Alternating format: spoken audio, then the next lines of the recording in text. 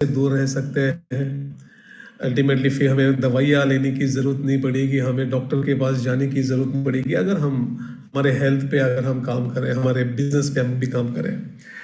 तो आज हम जिस टॉपिक पे बात करने वाले, बहुत ही एक इम्पोर्टेंट टॉपिक है, जो मैं ऑलरेडी इस बीमारी से कह सकते हैं कि मैं भी परेशान था, ग्रसित था, और मेरे तरह ऐसे लाखों लोग हैं जो इस बीमारी से परेशान, ग्रसित, अपनी इसको रिवर्स किया है, मैंने कैसे इसको ठीक किया है, उसके बारे में तो आज हम बात करेंगे। और इस दौरान में मैंने किस तरह का लाइफस्टाइल, किस तरह के ईटिंग हैबिट्स को मैंने डेवलप किया है, और वो कौन से सप्लीमेंट्स थे वेस्टीज के जिसने मुझे बहुत हेल्प मेरे इस बीमारी से मुझे मुक्त करने में। तो आज होप आप लोगों को स्क्रीन नजर आ रही होगी।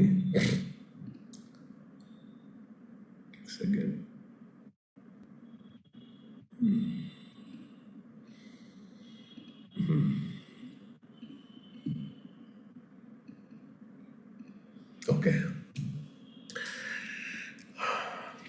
Live healthy, live medicine free.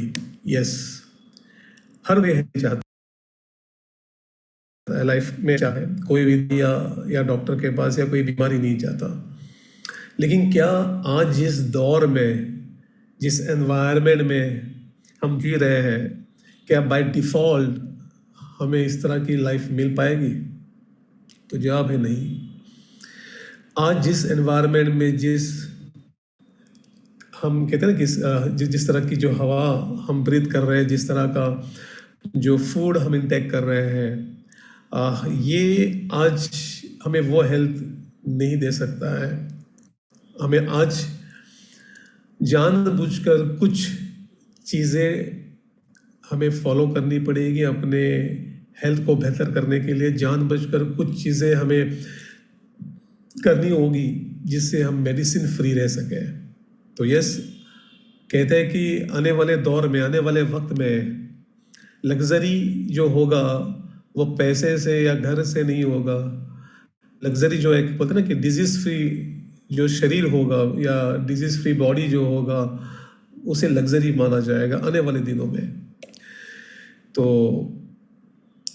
कैसे हम इस दौर में, जिस दौर में जहाँ पर इतना सारा अल्ट्रेशन हो रहा है फूड के अंदर, इतने सारे केमिकल्स, प्रिजर्वेटिव्स, और न जाने कितने पोल्यूशन का जो है हमें मिलावट करना पड़ रहा है, उस दौर हम कैसे हेल्दी और मेडिसिन फ्री रह सकते हैं, इस पर आज हम बात करेंगे। और आज जो टॉपिक जो मैं बात करने वाला हूँ, जिस सब्जेक्ट पे हम बात करेंगे, वो है डायबिटीज से आज़ादी। यस, ये एक बहुत ही इम्पोर्टेंट एक टॉपिक है, जहाँ पर बहुत सारे लोग जो है एक मीथ, एक इस तरह के एक गलत फहमी में जी रहे हैं कि कहते हैं कि उनको लगता है कि अगर डायबिटीज हो जाए तो वो उनको पूरी जिंदगी भर जो है इस बीमारी के साथ जीना पड़ेगा। लोग कहते हैं कि एक बार दवाइयाँ शुरू हो जाए डायबिटीज की, तो वो दवाइयाँ जिंदगी भर जो है खानी पड़ेगी। तो ऐसे बहुत सारे जो मीथ है या जो गलत फहमियाँ हैं, वो उस पर बात करेंगे, उसको दूर करने की कोशिश करेंगे, और कैसे हम अपने इस बीमारी को, अगर अच्छा, डायबिटीज़ एक ऐसी बीमारी है जो बहुत सारे लोगों को ऐसा लगता है कि चलो मुझे आज नहीं है तो मैं सेफ हूँ, या फिर मुझे लाइफ में शायद इस बीमारी को मुझे उसका सामना ना करना पड़े। लेकिन ऐसा नहीं है। अगर आपकी लाइफस्टाइल, आपकी खाने पीने की आदतें, और अगर आप अपने शरीर को वो न्यूट्रिशन अगर नहीं दे रहे हैं, तो चांसेस है कि भविष्य में आपको भी ये बीमारी हो सकती है। ये भी एक कंडीशन जो है ये हो सकता है। तो इसको आप जो है नज़रअंदाज ना करें, और जिन ऑलरेडी ये बीमारी हो चुकी है उनके लिए सेशन बहुत ही हेल्पफुल रहेगा, और जो इनिशियल स्टेज पे है उनके लिए भी बहुत हेल्पफुल है कि कैसे इससे हम अपनी आपको आज़ाद कर सकते हैं, कैसे इससे बाहर निकल सकते हैं। तो इसको शुरू करने से पहले मैं अपनी कहानी से शुरू करूँगा कि कैसे मैंने अपनी डायबिटीज़ को और जो मेरा HbA1c जो तकरीबन 11 तक पहुंच चुका था, कैसे मैंने वहाँ से 6.3 पे कैसे मैंने इसको लाया, और कैसे मैंने अपने लाइफ से मेडिसिन जो थी, जो मुझे लगातार 3 वक्त मेडिसिन खानी पड़ रही थी, कैसे मैंने फिर उसको 2 वक्त पर लाया, कैसे फिर उसको मैं और फिर कैसे वहाँ से मैं उस मेडिसिन से फिर आज़ाद हो गया। तो ये आज मैं आपसे डिस्कस करने वाला हूँ, और कौन से स्टेप्स थे जो मैंने जानबूझकर मुझे करने पड़े, जिससे मैं इस डायबिटीज़ से आज़ादी मुझे जो है लेने के लिए मुझे करने पड़े। तो कुछ रिपोर्ट्स हैं, मैं शेयर करना चाहूँगा आपके साथ में। और ये मेरे कुछ रिपोर्ट्स हैं, जो फास्टिंग रिपोर्ट्स, अगर आप देखोगे कि मेरी जो फास्टिंग शुगर थी वो तकरीबन 250 से ज़्यादा रहती थी। ये मेरी PP रिपोर्ट, जो फूड के बाद आपके खाने के बाद की जो रिपोर्ट होती है, वो तकरीबन मेरी 300 से ज़्यादा रहती थी, जो हार्डली 140 के अंदर होनी चाहिए। तो आप अंदाज़ा लगाइए कि मेरी जो शुगर थी वो कितनी ज़्यादा मीन्स हायर साइड पे थी। ये था मेरा HbA1 रिपोर्ट, जो मैक्सिमम 11 पे पहुंच चुका था। और डॉक्टर कहते थे कि अगर ये और 11 या 12 तक पहुंच जाता तो मुझे इंसुलिन जो है, डॉक्टर जो है क्या उन्होंने सजेस्ट किया था कि फिर आपको इंसुलिन लेना पड़ सकता है। लेकिन शुक्र है कि मुझे वो नौबत नहीं आई। एंड ये जो है मैंने लेटेस्टली जो मैंने अपना HbA1c करवाया था, फिर तब तो पता जो रिपोर्ट्स आई थी उसमें आप देख सकते हैं कि वही HbA1c जो 10.9 पे था वो 6.3 पे आ गया। तो ये कैसे हुआ, क्या करने से हुआ? और आज लगभग कह सकते हैं कि मैं मेडिसिन फ्री कह सकते हैं, कि ना के बराबर दवाइयाँ जो है मैं खाता हूँ अपनी इस शुगर को जो है मेंटेन करने के लिए। तो ये उन सभी लोगों के लिए एक गुड न्यूज़ है जो ऑलरेडी इस बीमारी से परेशान है या ग्रसित है। तो उनके लिए गुड न्यूज़ ये है कि yes, you can reverse your diabetes naturally. कुछ बदलाव, कुछ चेंजेस, कुछ इम्प्रूवमेंट अपने आदतों में, खाने पीने की आदतों में, अपनी लाइफस्टाइल में, और कुछ चीज़ें जो आपके बॉडी की रिक्वायरमेंट है, ठीक है ना, वो अगर आप प्रोवाइड करते हैं तो डेफिनेटली आप अपनी बड़ी से बड़ी बीमारी को रिवर्स कर सकते हैं। ना सिर्फ डायबिटीज़, बड़ी से बड़ी बीमारी जो है उसको आप रिवर्स कर सकते हैं। याद रखिए, जब कोई बीमारी होती है वो एक दिन में नहीं होती। मैंने उस दिन बताया था, कोई भी जो बीमारी है वो अचानक नहीं होती है। हार्ट अटैक अचानक नहीं आता, डायबिटीज अचानक नहीं आती, कैंसर एक दिन में नहीं होता। आपका शरीर रोजाना कुछ सिग्नल्स, कुछ इशारे, कुछ संकेत जो है वो देता रहता है। बीमारी तो बाद में आती है।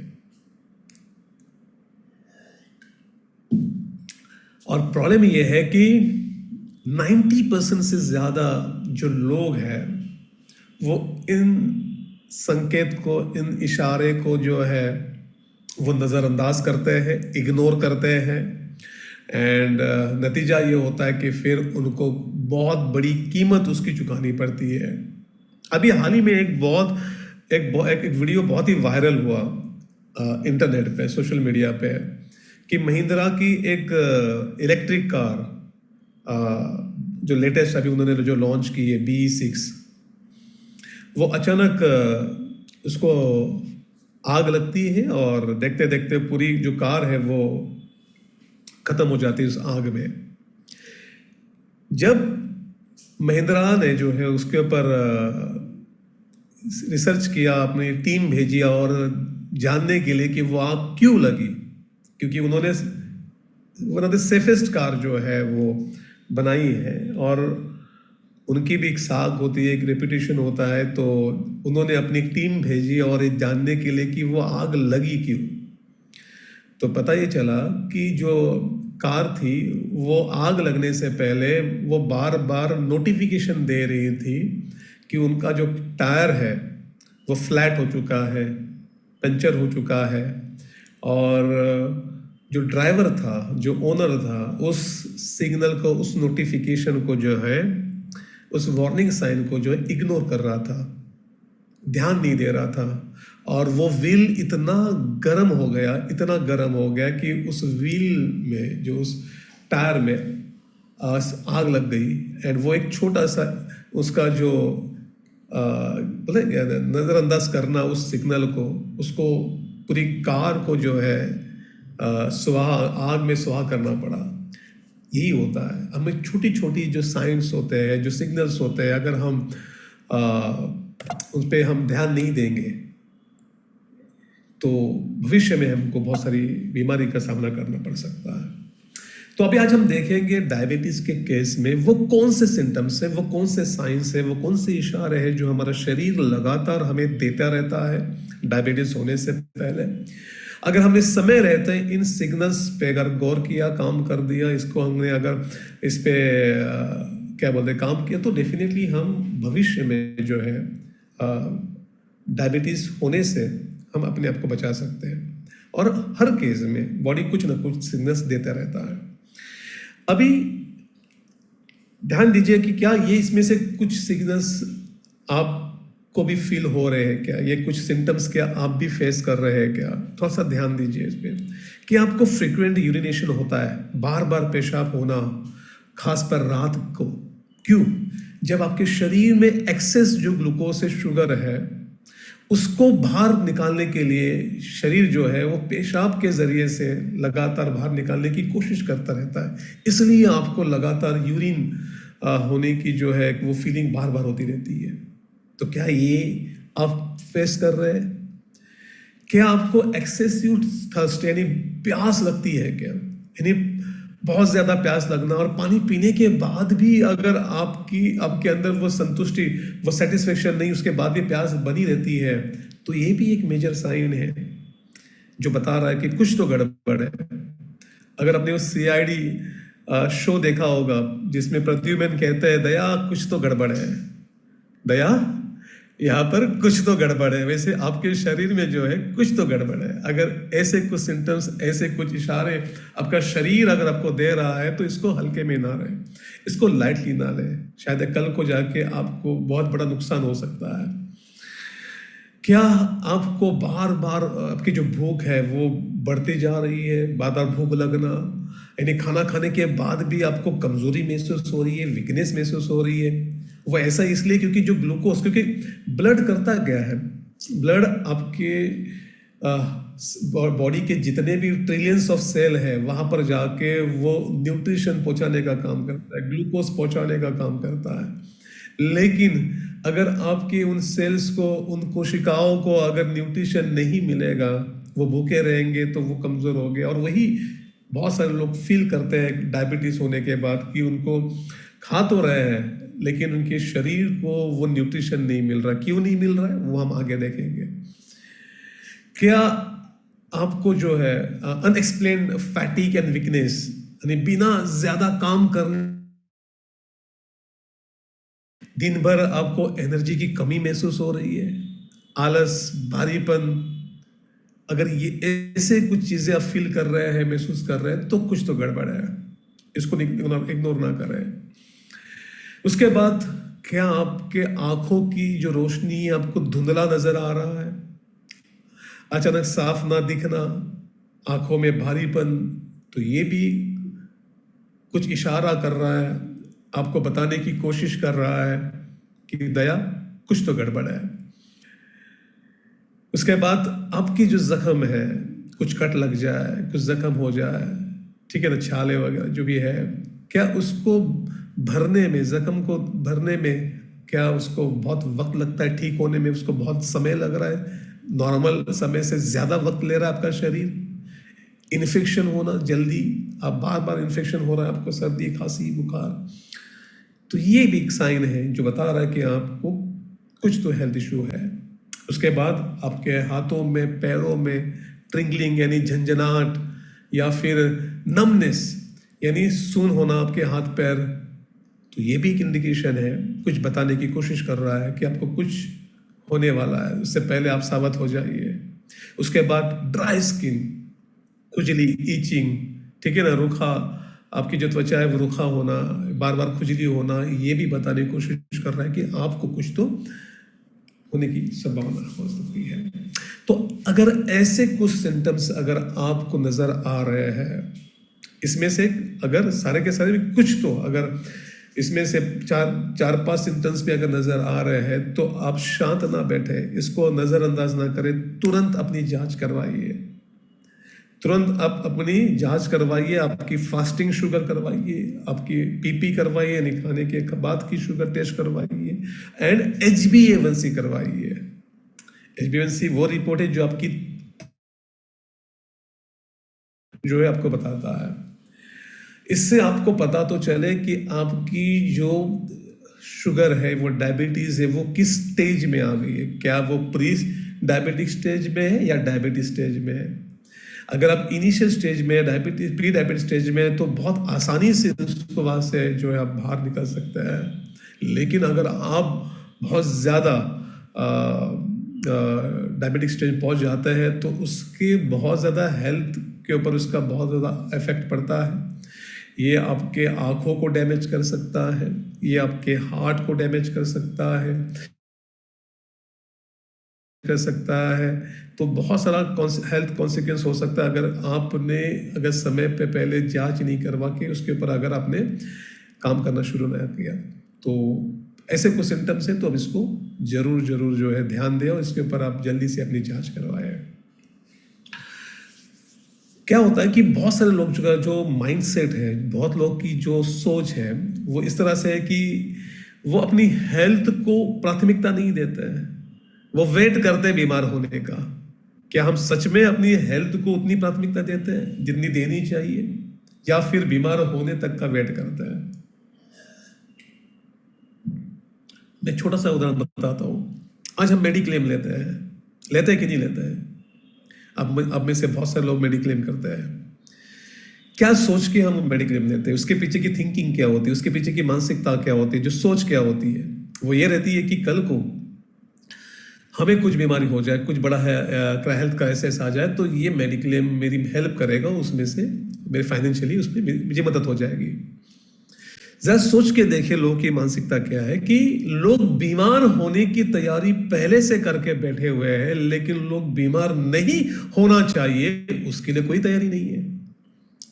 ठीक है ना, यानी हम वहां तक, यानी आपसे अगर मैं एक सवाल पूछूं कि बेहतर क्या है सबसे ज्यादा, हार्ट अटैक आने का इंतजार करना ये बेहतर है या हार्ट अटैक ना आए बेहतर है, डायबिटीज होने का वेट करना ये बेहतर है या डायबिटीज ना हो ये बेहतर है।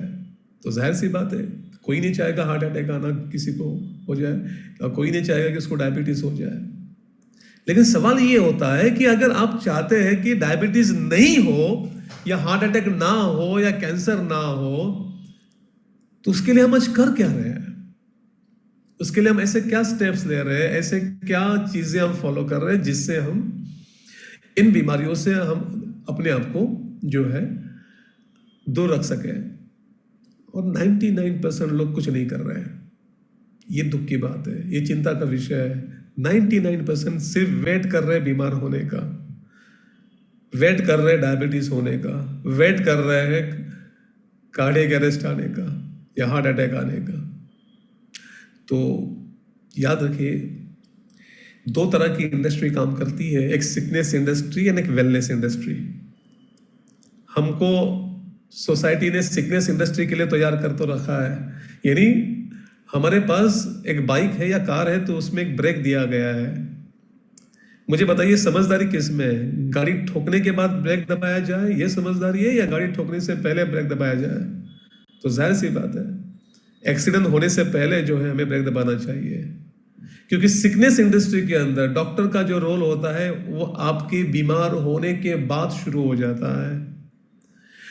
उनका रोल आपको ठीक करने में उसके बाद शुरू हो जाता है। वेलनेस इंडस्ट्री कहती है कि मैं आपको उस लेवल तक जाने ही नहीं दूंगी, मैं उस सिचुएशन में आपके बॉडी को जाने ही नहीं दूंगी, यानी मैं आपको हार्ट अटैक, डायबिटीज और बहुत सारी बीमारी से पहले ही बचा दूंगी। तो समझदारी मुझे ऐसा लगता है कि वेलनेस को अपनाना, वेलनेस इंडस्ट्री को अपनाना, ताकि हम क्योंकि गाड़ी ठोकने के बाद गाड़ी के अंदर क्या बचेगा क्या नहीं बचेगा फिर हमें पता नहीं, हार्ट अटैक करने के बाद हम बचेंगे नहीं बचेंगे उसका कोई पता नहीं। लेकिन वेलनेस के अंदर अगर आप काम करते हैं तो वेलनेस एक फिलॉसफी पे काम करती है जिसको हम कहते हैं prevention is better than cure. यानी हम जो है प्रिवेंशन इंडस्ट्री से बिलोंग करते हैं कि हम बड़ी बड़ी बीमारी को होने से हम कैसे उसे टाल सकते हैं, उस बीमारी को कैसे हम उससे अपने आप को दूर रख सकते हैं, वो क्या चीज़ें हैं जिससे हम बड़ी बड़ी बीमारी यानी डायबिटीज़, हार्ट अटैक, कैंसर से लेके तमाम बीमारी को कैसे हम अपने आप को प्रिवेंट कर सकते हैं। ठीक है ना। तो यस, ये एकमात्र ऐसी इंडस्ट्री है जो आपको बीमार होने से बचाती है। तो याद रखिए, एक अच्छी हेल्थ जो है, एक अच्छा स्वास्थ्य जो है, ठीक है ना, ये अनजाने में नहीं मिलेगा। जो हमारी जो पहली स्लाइड थी ना, live healthy and live medicine free, में मिलेगा नहीं। Good health is a choice. अगर आपको medicine free, disease free and doctor free life जीना है, ये लाइफ आपको अनजाने में नहीं मिलेगा। आपको जानबूझकर आपको मेडिसिन फ्री रहने के लिए, जानबूझकर आपको डॉक्टर फ्री लाइफ जीने के लिए आपको कुछ चीजें करनी पड़ेगी। और वो क्या है? और वो है आपके हेल्थ के 3 पिलर्स। ये 3 पिलर्स डिसाइड करते हैं कि भविष्य में आपके हेल्थ की सिचुएशन क्या रहेगी, आपकी हेल्थ किस कंडीशन में रहेगी, कि आपको डिजीज फ्री लाइफ मिलेगी या नहीं मिलेगी, आपको मेडिसिन फ्री लाइफ मिलेगी या नहीं मिलेगी, या आपको डॉक्टर फ्री लाइफ मिलेगी या नहीं मिलेगी। ये 3 पिलर पे डिपेंड करता है। और वो है सबसे पहला कि आपकी ईटिंग हैबिट्स, आप क्या डाल रहे हैं शरीर में, क्योंकि जैसा आपका इनपुट होगा वैसा ही आपका आउटपुट मिलेगा। क्योंकि आप सड़ा हुआ खाओगे तो आपको अच्छी सेहत नहीं मिलेगी। आपकी ईटिंग हैबिट्स क्या है? और आज लोगों की ईटिंग हैबिट्स इतनी गंदी हो गई, इतनी खराब हो गई कि आज हम वो नहीं खा रहे जो हमारा शरीर चाहता है, आज हम वो खा रहे जो हमारा जबान चाहता है। यस, हम स्वाद के लिए खाते हैं, हम टेस्ट के लिए खाते हैं, हमें फर्क नहीं पड़ता है कि उसमें क्या कंटेंट है, क्या इंग्रेडिएंट्स है, कितने केमिकल्स है, कितने प्रिजर्वेटिव्स है। जरा सोच के देखिए ना कि अगर आपको घर पे आपकी 2 दिन पुरानी वाली सब्जी अगर आपको बोला जाए कि आपकी 2 दिन की बासी सब्जी खाने के लिए आपको दिया जाए तो आप नहीं खा पाओगे। तो आप कैसे वो आप दुकानों में या जो मॉल्स में इतने महीनों से जो फूड पड़ा हुआ है, जो बिस्किट्स पड़े हैं, जो ब्रेड्स ऐसे ही पड़े इतने दिनों से, इतने महीनों से, या जो फूड आप ला रहे, पैकेट फूड ला रहे आप अपने लिए, अपने बच्चों के लिए, जो कितने महीनों से वहां पर पड़ा है, वो कैसे खा सकते हैं? प्रॉब्लम ये है कि हमने आज man made food, industry made food, factory made food ज्यादा खाना शुरू कर दिया है और नेचर से मिलने वाली चीजें हमने बहुत कम खानी शुरू कर दी है। इन्हें हमारी ईटिंग हैबिट्स में अगर एक दूसरा एग्जांपल बताऊं, अगर आपने कभी गन्ने का जूस अगर पिया होगा तो डेफिनेटली हर कोई गन्ने का जूस पिया होगा। तो अगर आपने नोटिस किया होगा कि एक गिलास अगर मुझे इतना गन्ने का जूस अगर पीना है तो वो जो वहां गन्ने का जूस निकालने वाला जो शख्स होता है वो तकरीबन 1 या 2 मिनिमम जो गन्ने हैं वो इस्तेमाल करता है।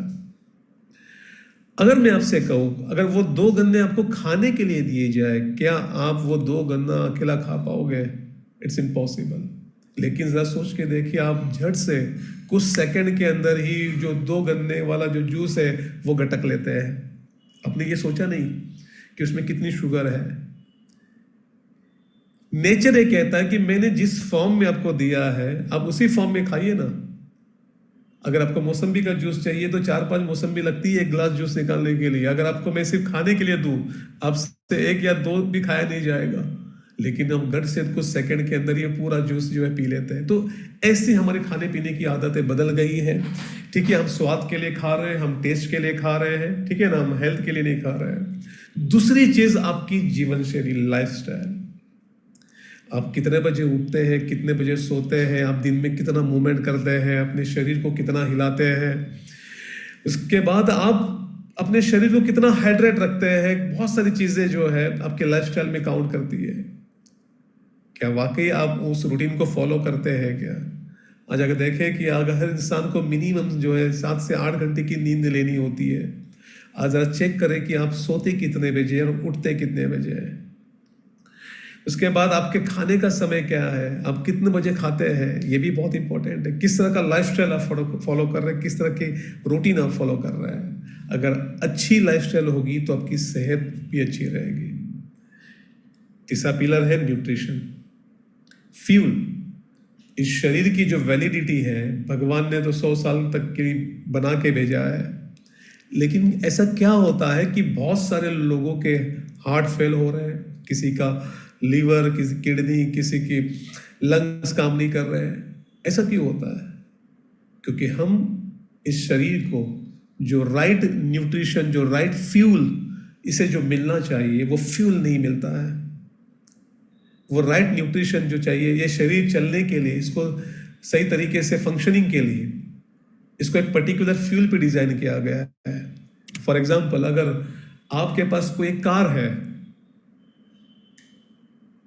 और वो पेट्रोल पे चलती है, तो आप मनमानी नहीं करेंगे, उसमें डीजल डालने की गलती नहीं करेंगे, ना केरोसिन डालने की गलती करेंगे, ठीक है ना? क्योंकि उसके मैन्युफैक्चरर ने उसको अगर डिजाइन किया, उसके इंजन को अगर डिजाइन किया पेट्रोल पे चलने के लिए, तो उसमें पेट्रोल ही डलेगा। अगर गलती से भी अगर आपने उसमें डीजल डाल दिया या रॉन्ग फ्यूल डाल दिया, तो वो कार का इंजन खराब हो जाएगा, स्विच हो जाएगा, उसकी जो वैलिडिटी, उसकी जो लाइफ है वो घट जाएगी। बार बार डॉक्टर गैरेज में जाना पड़ेगा, मेंटेनेंस बार बार निकलेगा, ठीक है? और वही होता है हमारे हेल्थ के साथ।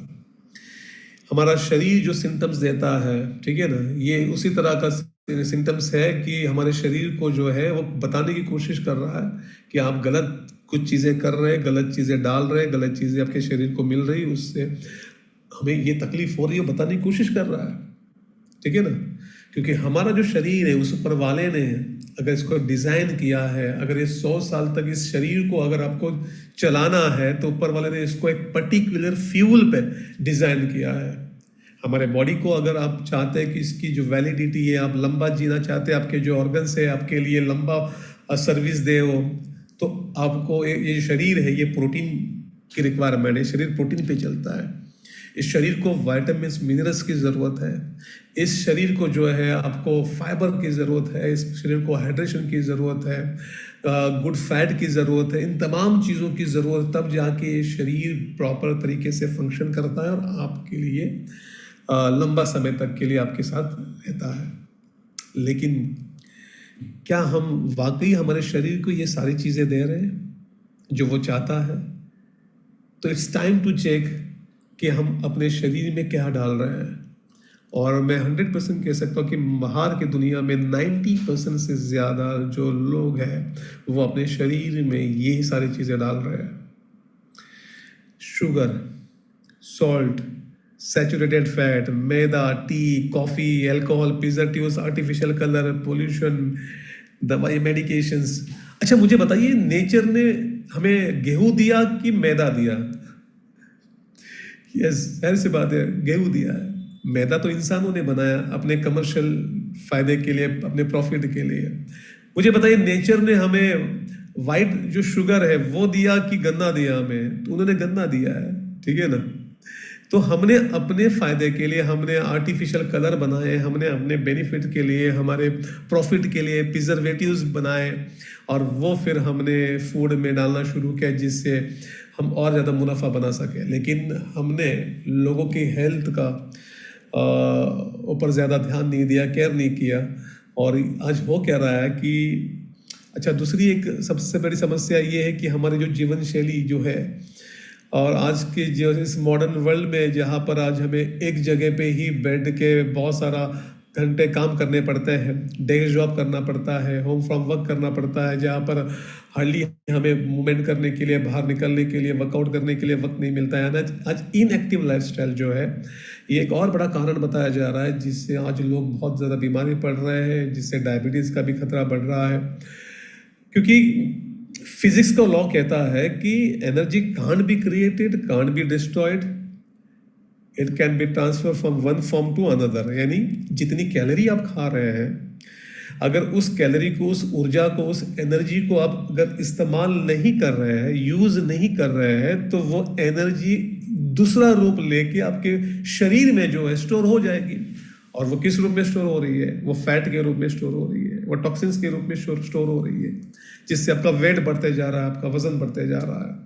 तो इनएक्टिव लाइफस्टाइल ये एक बड़ा कारण है। और इस वजह से क्या हो रहा है कि राइट न्यूट्रिशन नहीं मिल रहा है, इनएक्टिव लाइफस्टाइल है, हमारे खाने पीने की आदतें खराब हो चुकी है, जिस वजह से हमारे पूरे देश भर में एक न्यूट्रिशनल डेफिशिएंसी हो गई है। एंड उसका एंड होता क्या है कि क्रोनिक डिजीजेस जैसे high BP, heart disease, diabetes, obesity, cholesterol, arthritis, artery hardening, cancer, premature ageing और ना जाने ऐसी कितनी सारी लाइफस्टाइल डिजीज है जो हमारे गलत खान पान, गलत लाइफस्टाइल और इनएक्टिव लाइफस्टाइल की वजह से जो है हमें देखने मिल रही है। आज हर घर में मिलेगा आपको ये बीमारियां, ठीक है ना।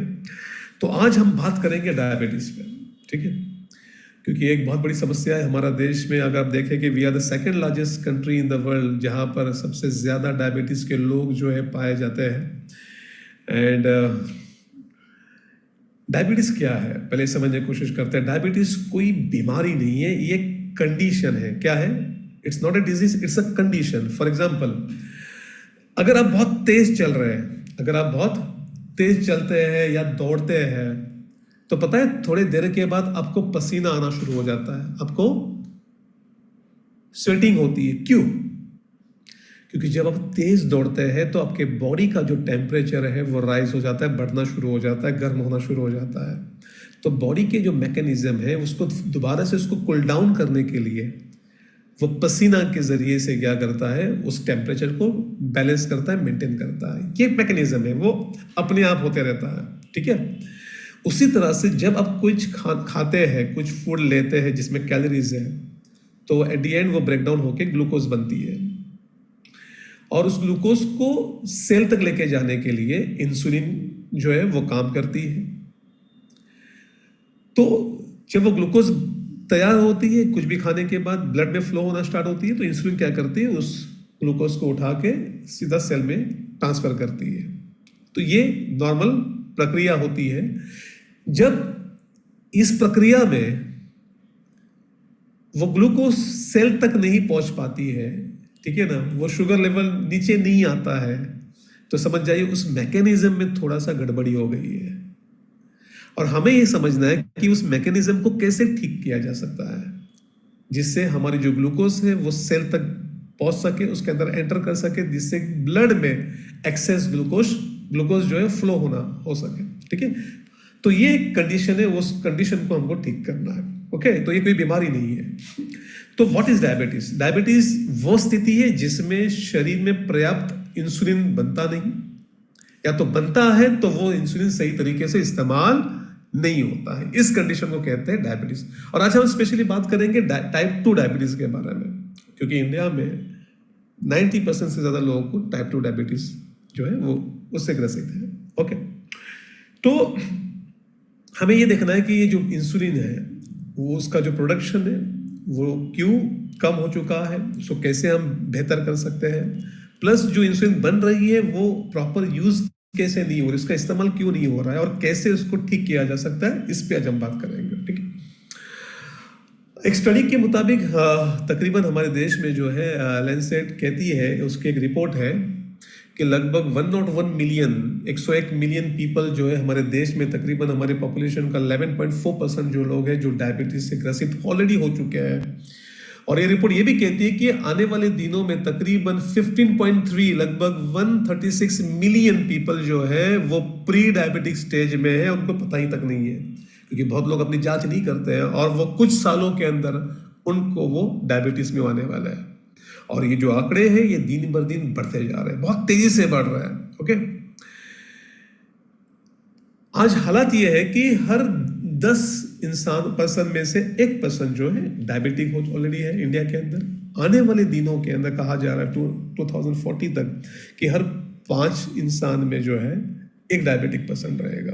तो ये किस रफ्तार से आप बढ़ रही है आप अंदाजा लगाइए, ठीक है ना। कितनी मौतें हो रही है, तो ऑन एवरेज हमारे देश भर में अगर देखा जाए सालाना जो है लगभग 2.5 लाख से ज़्यादा लोग जो है इस डायबिटीज़ के कॉम्प्लिकेशन से उनकी मौतें हो रही है। वर्ल्ड वाइड तकरीबन 15 लाख से ज़्यादा लोग जो है इस बीमारी से जो है उनकी मौत हो रही है।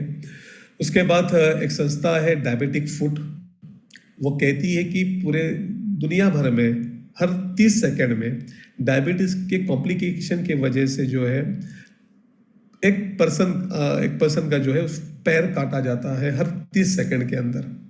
तो जरा इमेजिन के देखिए, अभी अब तक हमने सेशन को शुरू करने तक अभी तक लगभग हमें आधा घंटा हो चुका है और कितने सारे लोगों के अभी तक फुट या पैर कट चुके हो गए। तो कितना भयावन सिचुएशन है। अब अंदाजा लगाए कि बीमारी कितनी भयावन हो सकती है आने वाले दिनों में, ठीक है, अगर इस पर हमने कंट्रोल नहीं किया। और क्या रिस्क फैक्टर है और क्या खतरे हैं जो डायबिटीज़ होने के बाद एक इंसान को फेस करने पड़ सकते हैं। तो heart disease, yes, stroke, high cholesterol, high BP, liver damage, eye damage, kidney disease, PCOD, PCOS, cancer, Alzheimer, ये तमाम बीमारी है। अगर आपने समय रहते अगर इस पे काम नहीं किया, इसके ऊपर अगर आपने इसको बोलते ना, इसके ऊपर कुछ चीज़ें जो आपको करनी चाहिए या रिवर्स करने के लिए आपको कुछ चीज़ें फॉलो करनी चाहिए, अगर वो नहीं किया तो भविष्य में ये बीमारी हो सकती है।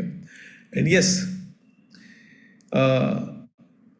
बहुत लोग कहते हैं कि क्या डायबिटीज़ में हम जो दवाई ले रहे हैं क्या वो हमारी दवाइयाँ कम हो सकती है या वो टोटली वो दवाइयाँ बंद हो सकती है। तो मेरा जवाब रहेगा हाँ, बस उसके लिए सही तरीके से सही प्रॉपर लाइफस्टाइल, प्रॉपर आपको आपके खाने पीने की आदतों में कुछ इम्प्रूवमेंट, कुछ सुधार लाना है।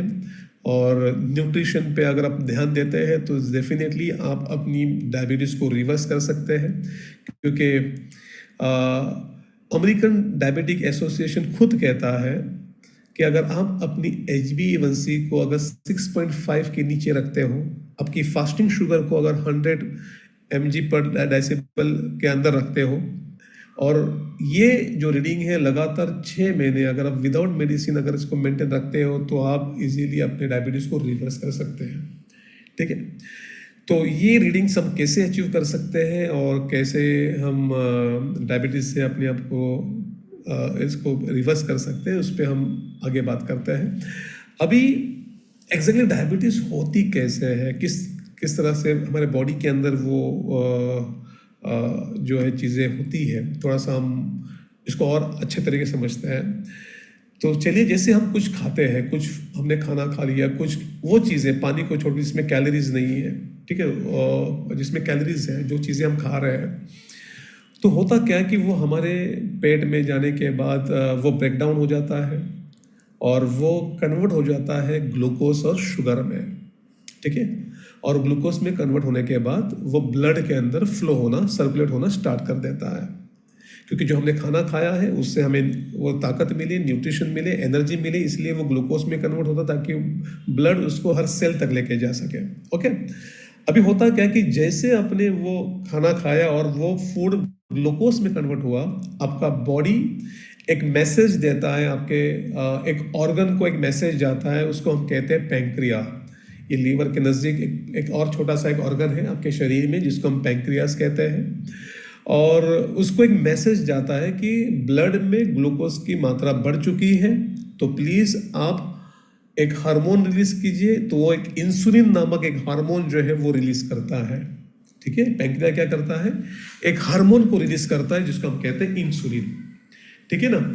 तो इंसुलिन वो हार्मोन है जो हमारे ब्लड के अंदर जो ग्लूकोज जो तैयार हो चुकी है जो फूड खाने के बाद, वो उसको वहां से कैरी करता है। यानी एक तरह से इंसुलिन क्या है, इंसुलिन वो वर्कर है जो हमारे ब्लड से उस शुगर को वहां से उठा के वो सेल में लेके जाने का काम करती है, क्योंकि ग्लूकोज खुद से अपने मंजिल तक नहीं जा सकता, ये याद रखिए।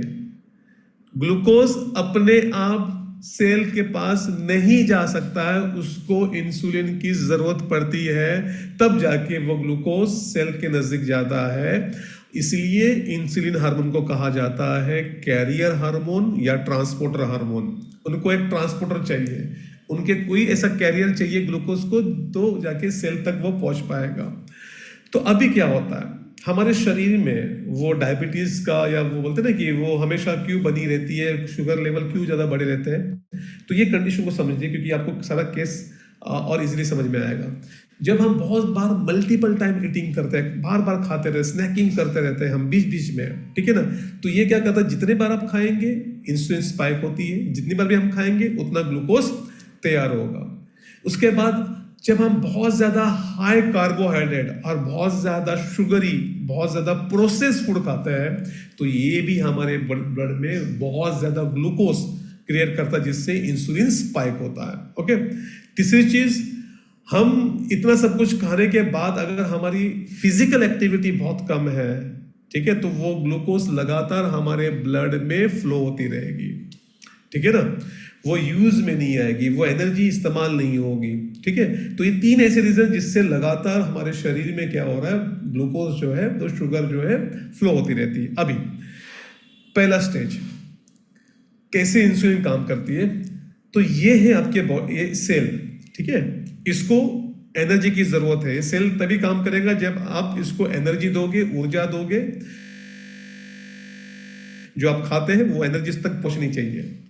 तो ब्लड क्या करेगा, ठीक है, वो कैरियर है, ठीक है, और ब्लड में ग्लूकोज आ गया, तो इंसुलिन क्या करता है, उस ग्लूकोज को सेल के नजदीक लाता है, और उस सेल में एक लॉक होता है, और उसकी की खुद इंसुलिन होता है, ठीक है ना।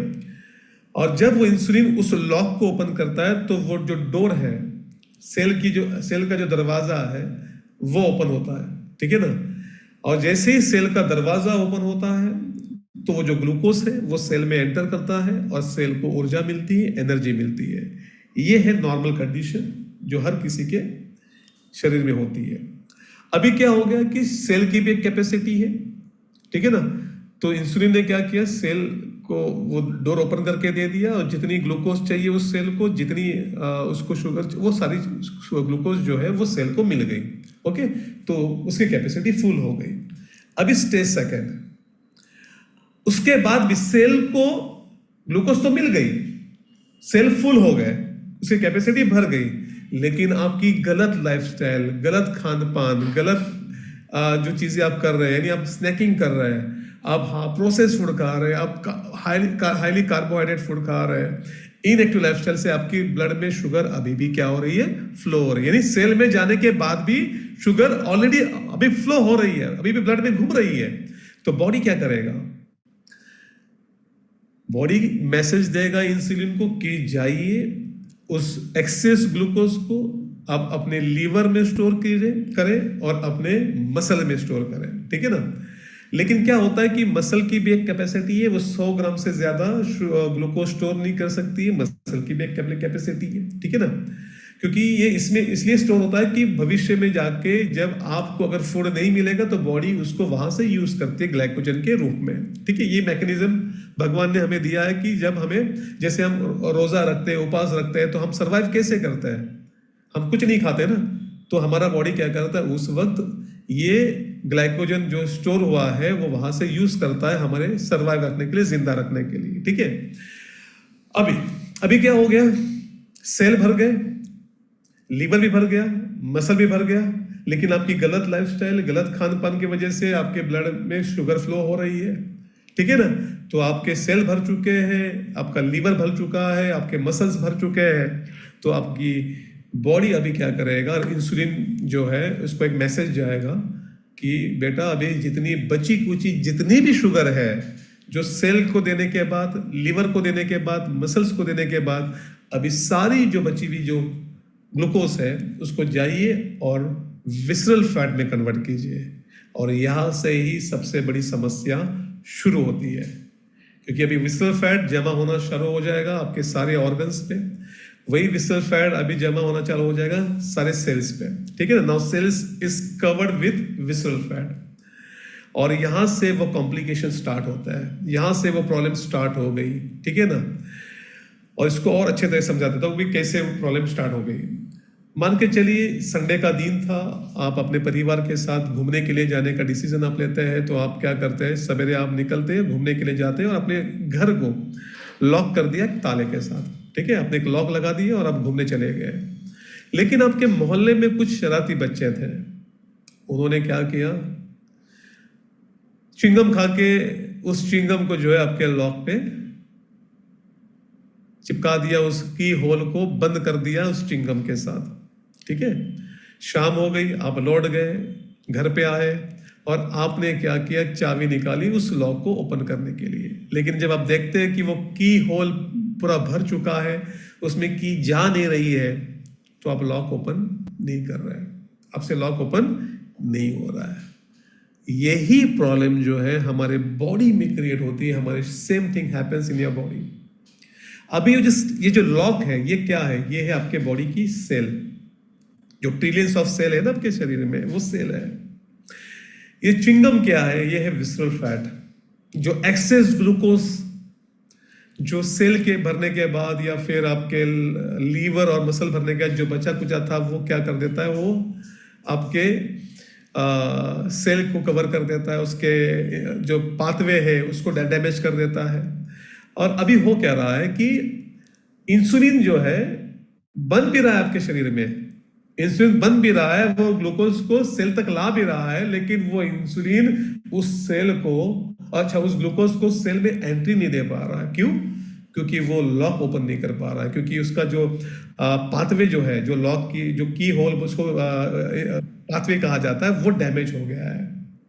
और इसी कंडीशन को कहा जाता है मेडिकल टर्म में इंसुलिन रेजिस्टेंस, कि आपके बॉडी में इंसुलिन बन तो रही है, आपके बॉडी में ग्लूकोज भी बन रहा है, लेकिन वो इंसुलिन सही तरीके से यूज नहीं हो रही, जिससे वो ग्लूकोज सेल तक नहीं जा रहा है, ठीक है।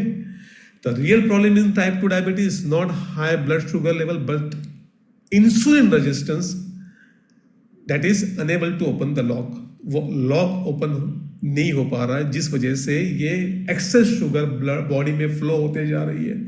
वो एक्सेस शुगर फिर हमारे बॉडी के अदर ऑर्गन्स को डैमेज करते जा रही है, जो फिर फ्यूचर के अंदर हमें बहुत सारा उसका खामियाजा उठाना पड़ता है। अब ये क्या होता है कि बहुत सारे लोग की जैसे शुगर बढ़ गई तो फिर नॉर्मली वो डॉक्टर के पास जाते हैं, फिर दवाइयाँ लेना शुरू करते हैं। और डायबिटीज़ में एक सबसे फेमस जो दवाई है मेटफॉर्मिन जो है वो ली जाती है इस केस के अंदर।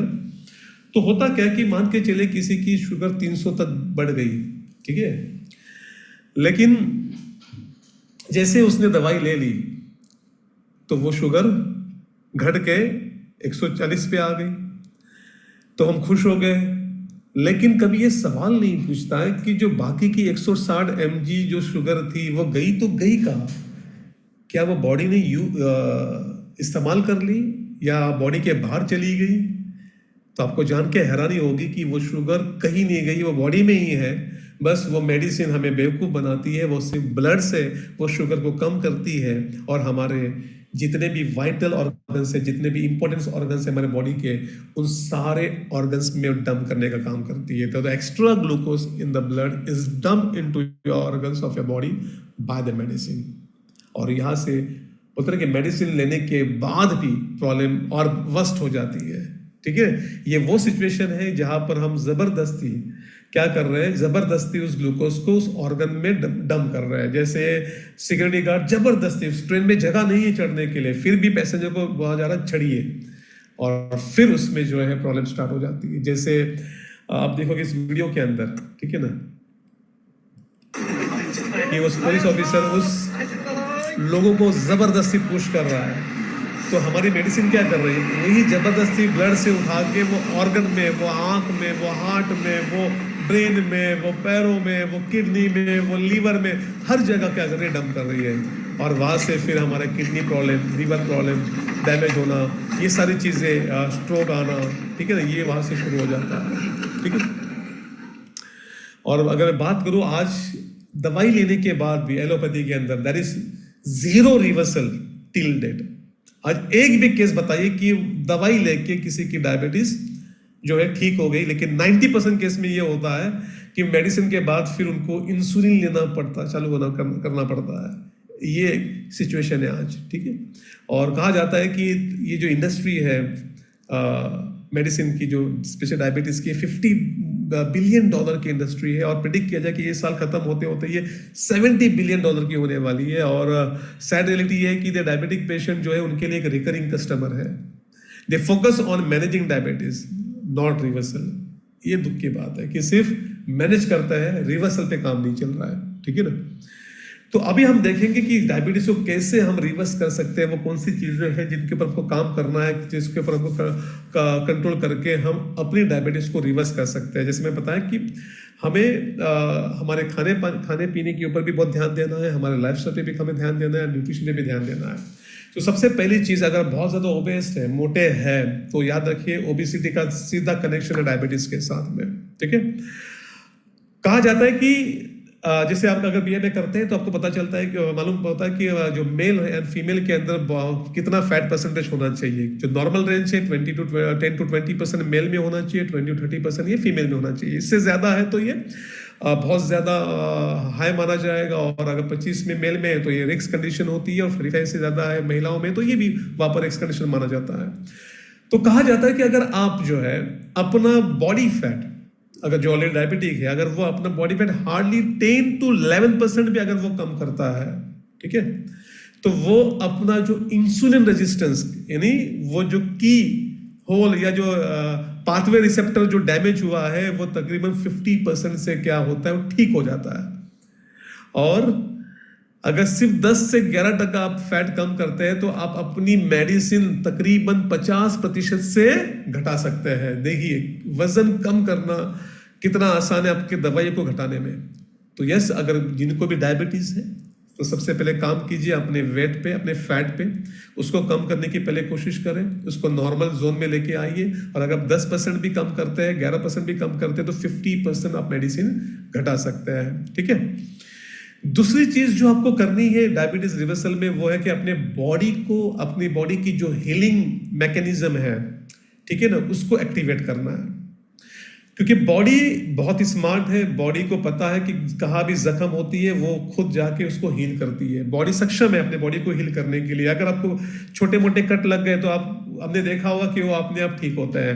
अगर आपकी हड्डियां टूट गई, बॉडी अपने आप जोड़ देते हैं। हम तो सिर्फ प्लास्टर लगाते हैं। तो बॉडी इतना पावरफुल है हमारा कि वो हर बीमारी को ठीक करने की कैपेसिटी रखता है। बस शर्त ये है कि क्या हम उसको मौका देते हैं। क्या प्रॉब्लम क्या है कि हमारा जो बॉडी है वो कैसे काम करता है। वो बॉडी काम करता है दो मैकेनिज्म पे, बहुत इंपॉर्टेंट मैकेनिज्म होते हैं बॉडी के। वो एक डाइजेशन और एक होता है हीलिंग। लेकिन डाइजेशन जो है ये उसकी पहली प्राथमिकता है और हीलिंग वो सेकेंडरी है। फॉर एग्जाम्पल, एक दिन हम अपने घर की सफाई कर रहे हैं, आपने समझ लो कोई त्योहार आ रहा है तो आपने घर की सफाई करने के लिए आपने झाड़ू वाड़ू सब चालू कर दिया है, सब सफाई करने के लिए। और अचानक आपके दूर के कोई रिश्तेदार आते हैं, दरवाजे पे आते हैं, नॉक करते हैं, तो आप कहते हैं कि आप ऐसा कभी कहते हैं कि मैंने अभी सफाई शुरू की है, आप बाद में आइए? नहीं, आप अपनी सफाई करने का जो चीजें थे वो बाजू में रख देते हैं, सफाई करने का काम बंद कर देते हैं और फिर आप उनको एंटरटेन करते हैं, उनको लेके बैठेंगे, उनको चाय पानी वगैरह सब करना चालू करेंगे। यही होता है हमारे बॉडी के अंदर। अगर हम उनको हीलिंग के लिए, बॉडी को क्या होता है कि जैसे कुछ खाएंगे हमारा हीलिंग रुक जाता है और हमारा बॉडी डाइजेशन मोड में आता है। और प्रॉब्लम ये है कि ये हीलिंग एक्टिवेट ही नहीं होता है। और इसको एक्टिवेट करने के लिए सबसे पावरफुल कोई चीज अगर आपको डायबिटीज रिवर्सल में करनी है वो है फास्टिंग। और इंटरमिटेंट फास्टिंग बहुत इंपॉर्टेंट है, क्योंकि अगर आप अपने शरीर को 14 से 15 घंटे की फास्टिंग मोड में रखते हैं तो आपका बॉडी जो है वो बहुत सारा हीलिंग करके वो अपने पैंक्रियास को, आपके बीटा सेल्स को ठीक कर सकता है।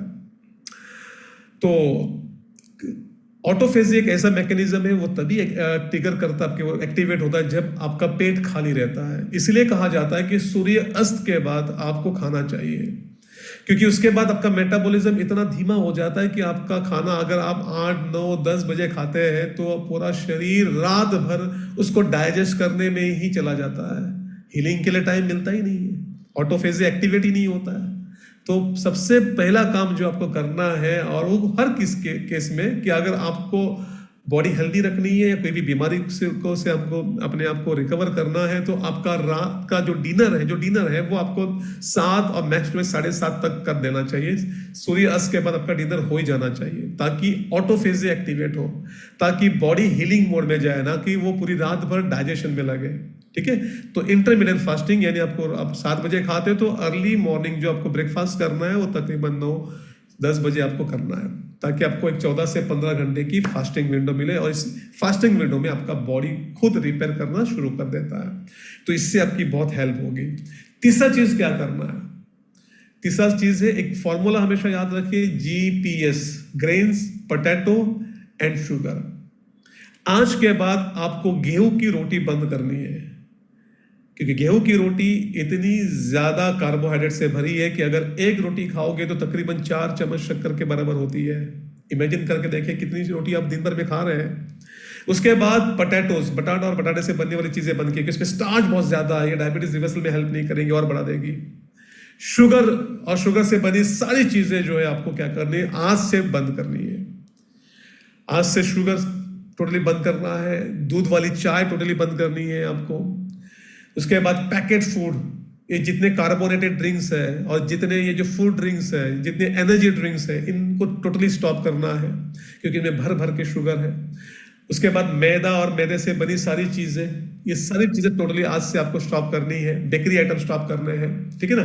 तो डायबिटीज रिवर्सल तभी मुमकिन है जब आपका जो भोजन है वो सही तरीके से उसको करेक्ट करने की जरूरत है आपके भोजन को। यानी आपको सफेद चावल, मैदा, चीनी, जितने भी जो आप मीठे पे यानी जो ड्रिंक्स है, पैकेट फूड्स, इनको टोटली स्टॉप करने की जरूरत है। और क्या बढ़ाइए? फाइबर युक्त सब्जियां। गेहूं की जगह पे आप मिलेट्स ऐड करिए, ज्वार, बाजरा, उसकी रोटी बनाइए, ठीक है ना।